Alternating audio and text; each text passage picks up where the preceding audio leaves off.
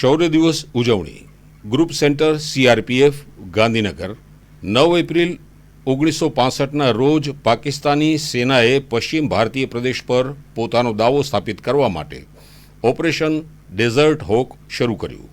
Central reserve police ફોર્સની બીજી બટાલિયનની બીજી કંપની પશ્ચિમ પાકિસ્તાન સાથેની આંતરરાષ્ટ્રીય સરહદ પર ગુજરાતના કચ્છના રણમાં સરદાર અને ટેન્ક પોસ્ટ પર ફરજ બજાવી રહી હતી. 9 એપ્રિલના રોજ લગભગ 3:30 વાગ્યે પાકિસ્તાની સેનાની એક પાયદળ બ્રિગેડે સરદાર પોસ્ટ પર સેન્ટ્રલ રિઝર્વ પોલીસ ફોર્સના પોઝિશન્સ પર હુમલો કર્યો.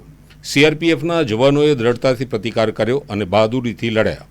હુમલામાં 34 પાકિસ્તાની સૈનિકો માર્યા ગયા અને 4 પાકિસ્તાનીઓને જીવતા પકડવામાં આવ્યા.